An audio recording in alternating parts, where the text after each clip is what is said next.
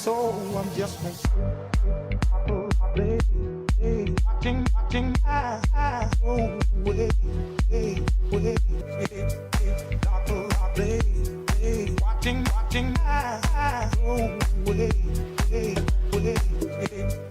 doctor, play, watching my way.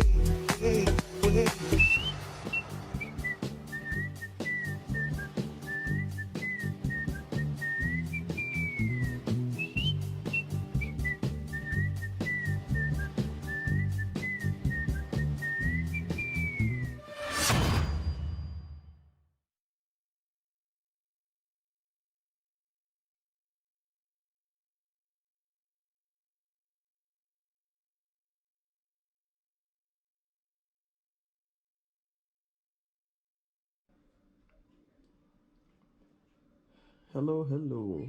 Welcome back, ladies and gentlemen. Well, this is going to be my very first episode of making a tutorial for wine, and I thought, why not better to do mango? I went with mango because I have a story behind it, and at least I think it's funny while I'm starting my channel with this wine to make. But I just want to say some stuff before I actually get started, guys. Like I said, I am doing different wines. I don't like being like other people.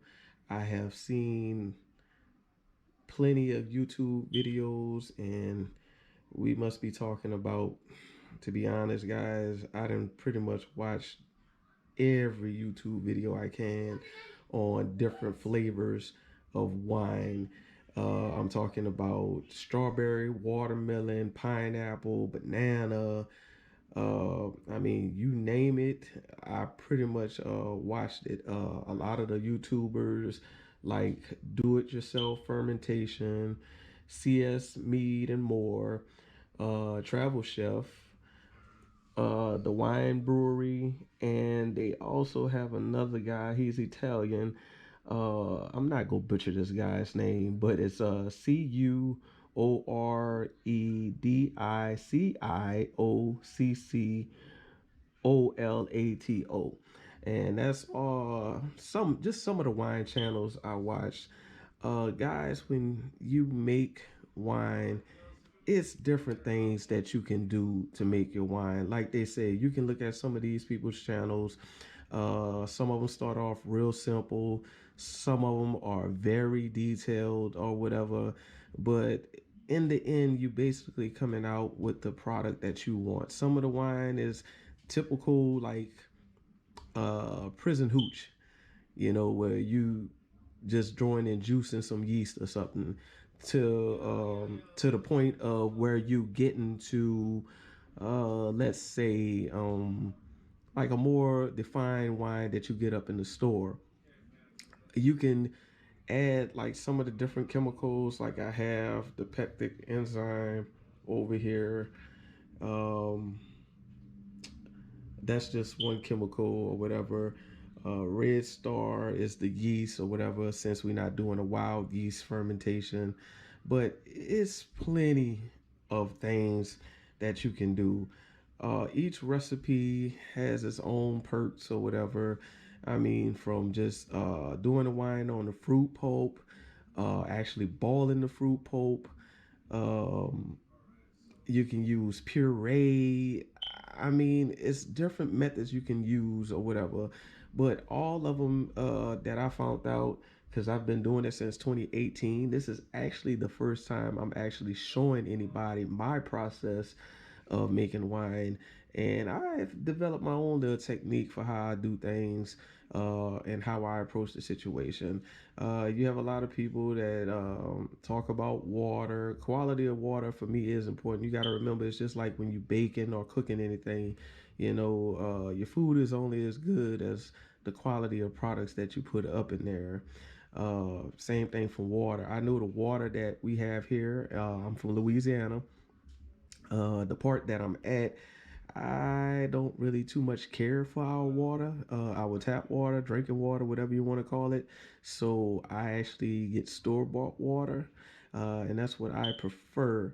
Like I said, today I'm going with the mango, and I just picked up any brand. It wasn't nothing specific. I just didn't feel like chopping up no mango fruits, and figured that I can just get more just buying a 16-ounce pound.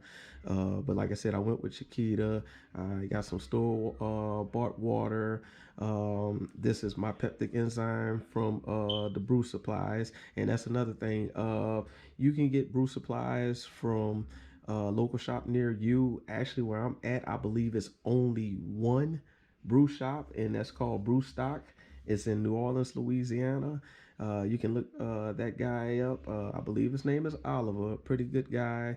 He took over for the owner that I used to know, but he's a real good guy. If anybody up in New Orleans, Louisiana, or any close city want to stop in on him, very nice guy. If you're looking for anything to do with brewing, beer, wine, etc.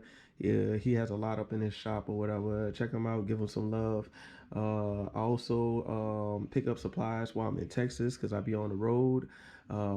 My life is busy. I do a lot, guys. I'm actually truck driving right now, so I stopped in Texas because I have some family members that stay there. But it's also another shop that's there called Hopping Grape Home Brew Supply, and they're located in Webster, Texas. And once again, that's Hopping Grape Home Brew Supply. These guys is really nice. It's mostly a husband and wife that owns the company, but they're really really nice.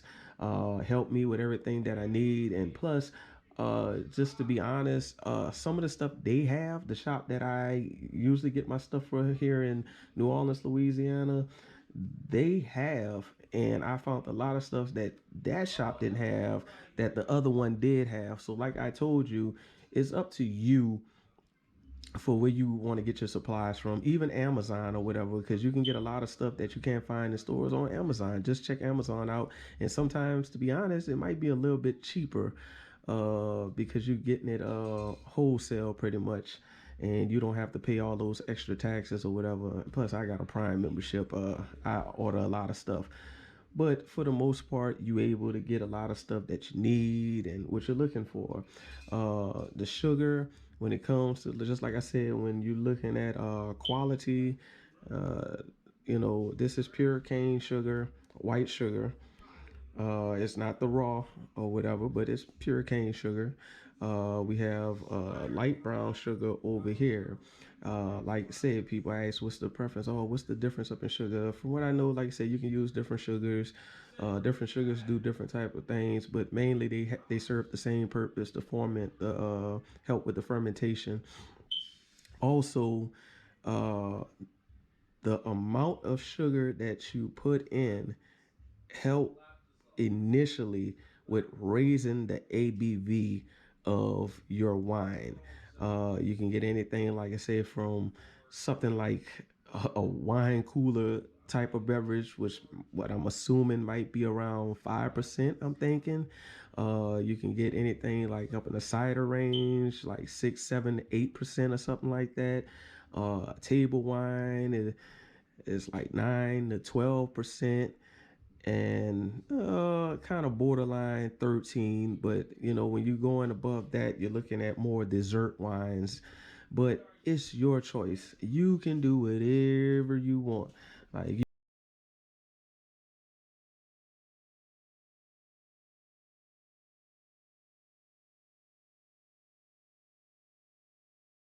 I use it for mainly uh doing my flavor for my wine, just normally because I started off with white granulated sugar. But brown sugar, I find, tend to add a little pop to it, like, just a little bit more complexity.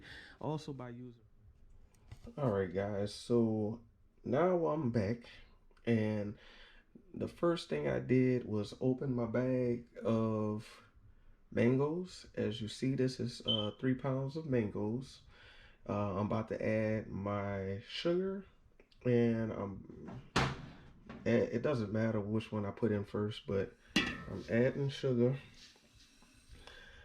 and put my brown sugar. That was my white. I'm about to put my brown sugar or whatever, and putting that up in there. And I will be adding my water. Crazy thing is, I left it up in the dining area, so I have to grab that and put up in here. But the process, what I'm going to do, I'm going to take my gallon of water and I'm going to put it up in here. I'm going to take that tea bag and I'm going to pour probably about 2 cups up into my measuring cup of water into my measuring cup. I'm getting a little tongue twisted. And I'm going to steep my tea for 10 minutes, my black tea. And then I'm also going to take and juice my 2 limes. I'm going to cut them and juice them. And I'm going to take the juice from there and also pour it up in here and let everything come to a boil. And I'm going to let it come to a boil, and then I'm going to simmer it for about, I'll say about 15-20 minutes. I'm also going to let it sit for a bit because you can also get more extraction out of your fruits by letting it basically marinate. You know, let it marinate up in its own juices. Like, for instance, if I was to sit here and do this the way I'm doing it, just putting sugar on top of the fruits, because all this is mango, white sugar, and brown sugar. I can let this sit overnight, and probably by the time the morning come, after I, like, say I mix it up or whatever, it would be a whole bottom of just mango syrup. Like, this would actually turn into a simple syrup, and that's fine. Like I said, it's different processes you can use, different things that you can do, guys. But that's what I'm about to do, like I told you. But let me hurry up with the story because I really don't want this to be a long video. Like I said, it's my first video. I just wanted to give y'all some feedback and some information and stuff like that. But anyway, uh, why mango? Well, I used to stay up in Florida, and I had 2 roommates when I was going to school.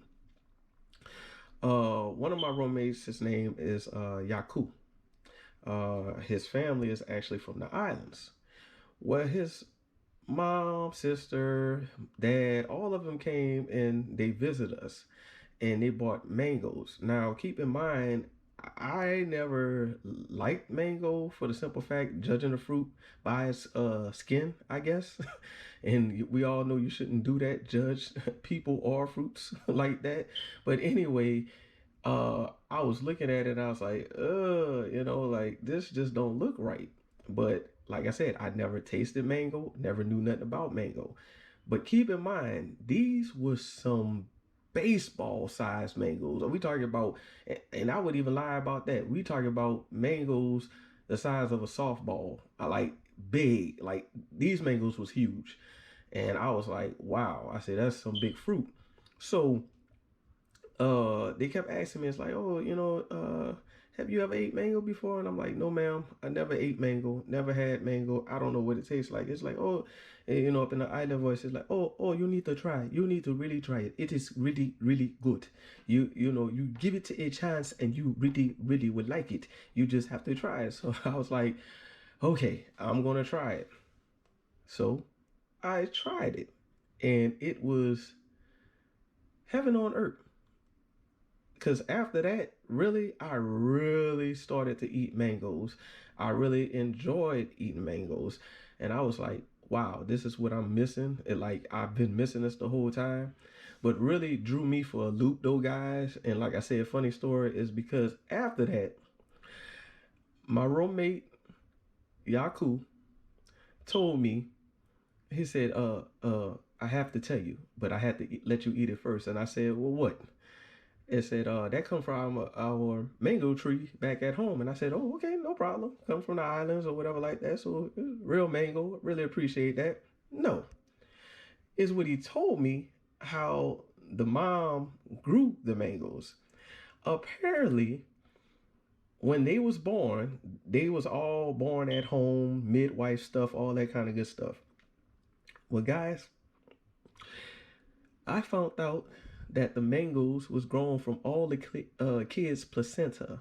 They used the placenta as compost to grow the tree.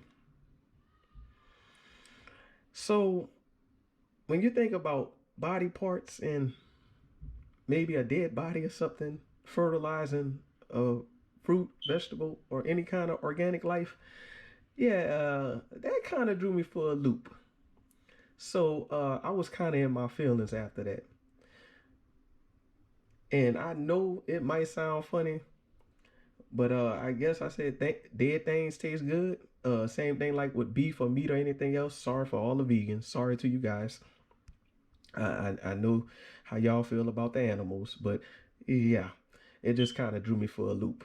But that's what happened. So when he told me that, I was just like, okay, whatever. It is what it is.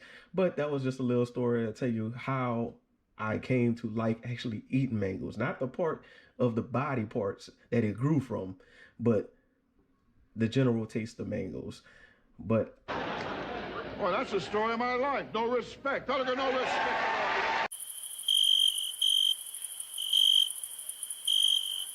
you the steps because like I said, I don't want this video to be too long. I already know it's going to be like 20 something minutes.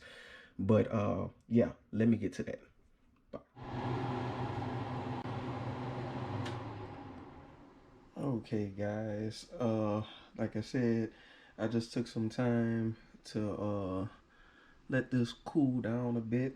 um Actually it's still pretty hot, so I am gonna probably have to wait a few more hours, but I just want to show y'all that I'm adding the tea. As you can see, this is the one pack of black tea. Also, I let it probably sit for about 20 minutes. Um, the tea is for the purpose of the tannin. Of course, like with tea, if you let it steep a lot longer, you get a stronger taste from it. You get a stronger tea, and it's the same thing. You know, basically, if you let it steep for a little bit longer, you get more tannin from out the tea. So I just let it steep for like 20 minutes instead of the 10, but the 10 is fine. Um, Now I'm about to add my lime juice, and oops, I had this sitting over the pot so it kind of steamed up a little, but it went back, so I apologize. But yeah, I'm adding the lime juice, and as you can see now it's just gonna sit for, like I said, maybe a few hours just till it cool down. I don't rush it because it don't matter that it sits up in here. You just get more juice extraction out of it. And sometimes I actually let my stuff sit overnight because, like I said, with anything, you let something soak. The longer you let it soak, the more flavor soaks up into it.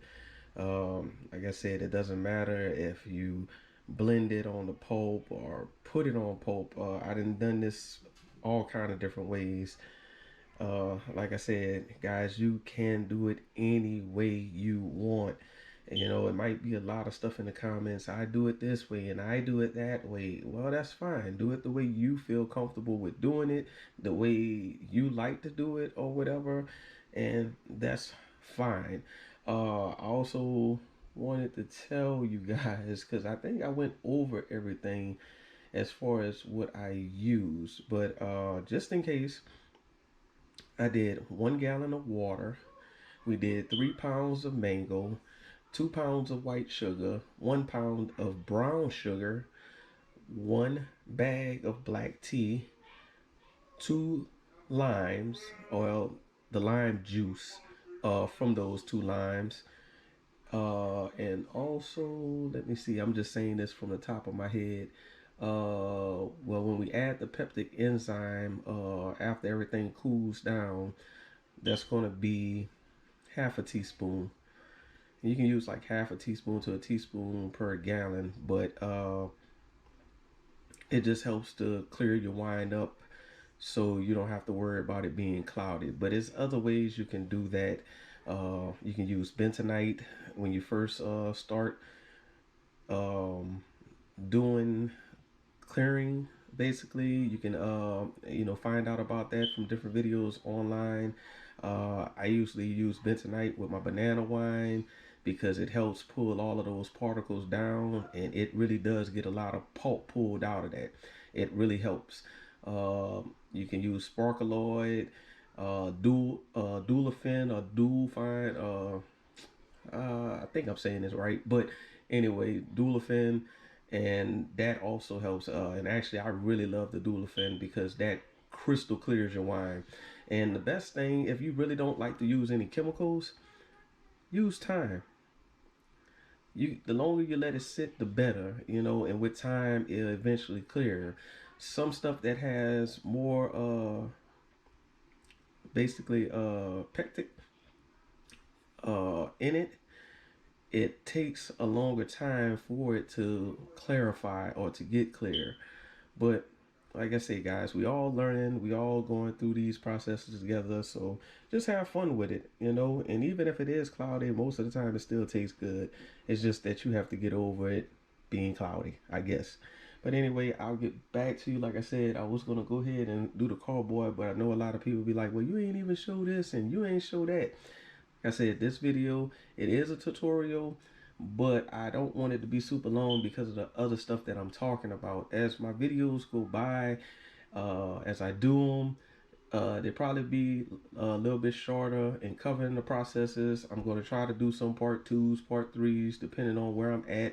But we'll work on all of that stuff or whatever. Like I said, I'm not trying to be too technical or anything. I'm just letting you guys know that there's many ways to do what you're trying to do to get to the same end result. But okay, I'll be back with you guys in just a bit. So when we transfer everything into the carboy, I'm gonna do the yeast starter, and I'm gonna have that already going, so I can just pour it in there. And like I said, when this cool, I'm gonna put the peptic enzyme up in there. Let it sit a little while longer. Sometimes people say you can put it in an hour before you do your yeast. You can also set it up in there and let it go overnight, or 8, 12 hours or whatever. It doesn't matter. It does different things, but you can wind up stirring this stuff up or shaking it up, so it doesn't matter. It's going to still do the same thing it needs to do. But I'll get back with you guys. I'll let you know what's next in the process. All right, guys. This is the conclusion to part one, at least, of Mango Wine. What I did was leave my I'm sorry. I just had finished doing something else, but what I did was leave my must out overnight up in this 2-gallon container or jar, however you want to say it, and I let it sit with the peptic enzyme in it. It did look a lot clearer than this. I'm just saying, the way it looked, it was a lot clearer than this, but I had just stirred it up this morning when I got up. And what I'm about to do now is take this, strain it into this container right here, and then put my yeast up in here. We're going to use 1/4 teaspoon of yeast, which is fine for 1 gallon. You can use the whole pack if you like, but it's no big deal. You can use 1/4 teaspoon and that'll get the job done just fine. But like I said, I'm just going to strain and use the juice. Now, what I wanted to tell you guys is, had you want to do a wild fermentation, you can use just this and let it sit like it is. This is considered a open fermentation, where you have a cover on top of it and you just letting air get into it or whatever, and it would just start doing its own thing. But since I added the sugar, we don't know how strong this is. I'm thinking, to be honest with you, it should be around close to 12 and a half, maybe 13 with the 3 pounds of sugar that we have in here. But I am going to check the initial gravity or OG gravity to begin with. But I'm just letting you know, if you wanted to go that route, we can just leave it sitting just like this. It'll take 5 to 7 days to ferment out.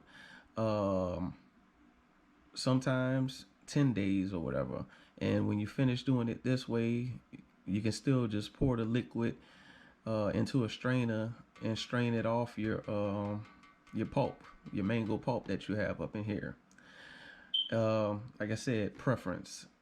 A lot of people, I guess, do it this way because you can extract more flavor from here, but we already boiled our fruit down, so we do have a lot of flavor already put in here. So it wouldn't be no problem either which way. And I might talk about another video because I did a split. I actually wind up straining this off ahead of time for another fruit batch that I did, and I used the pulp to make a whole nother gallon of wine, and it tastes just as fine uh, with it being from the first initial juice that I made, and then making it this way and strain it and making it just off the pulp, not boiled or anything, just using the pulp, put more sugar on there, added more water, and fermented it off the pulp just by itself. So made two different wines, two different ways. I mean, you know what I mean. The same wine, two different ways. But like I said, that's what we're gonna do now. Wine is gonna probably go from being a light yellowish color to like almost to like how the color looks on here, to more of a brownish or darker yellow color. Actually, it's like a color variation that you guys can see right here. It probably might look light like this, but by the time it's finished, it might be this yellow or a little bit darker. But once again, when you're using products, right here we have lime. Like I said, you can use lime, you can use lemon, you can use tartaric acid, malic acid, citrus acid. They have acid blend of whatever that you can use, for adding acid to your wine. Like you said, a lot of people, do the black tea because a lot of people want to stay natural.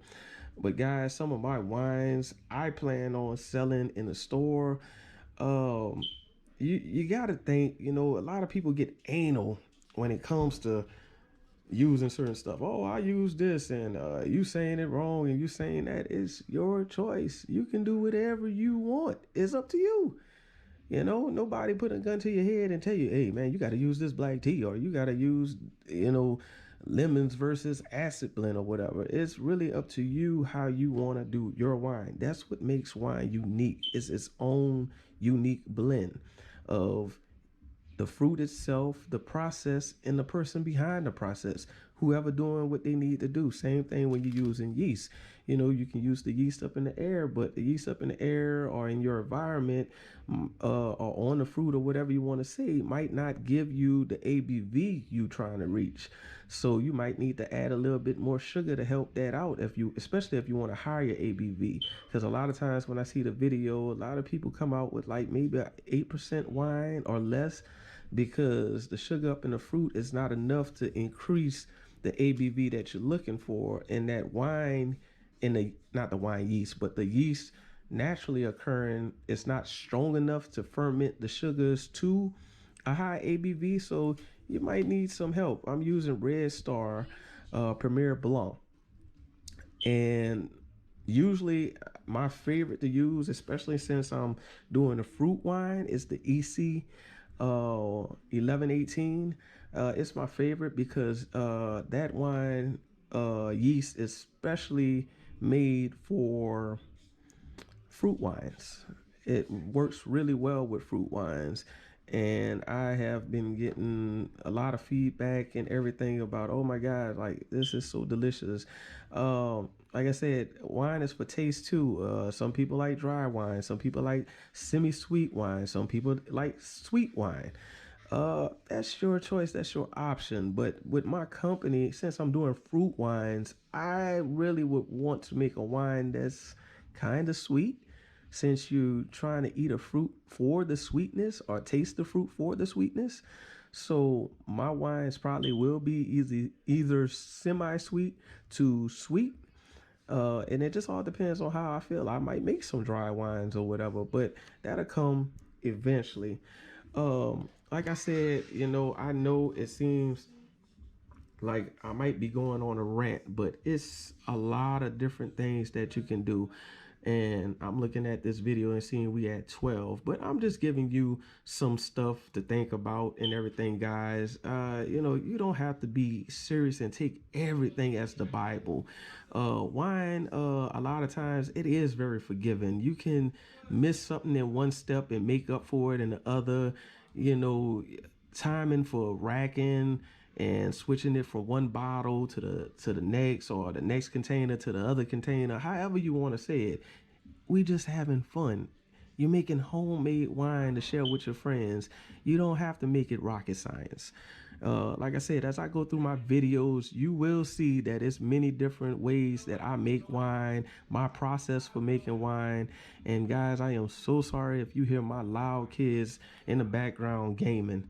24/7, this is what I have to deal with. But anyway, like I said, you can do whatever you like, man. Like I said, ladies or whatever, gentlemen, it's whatever you want to do. Have fun with it. Enjoy yourself. Just like life, enjoy yourself. Don't be too strict on yourself or whatever.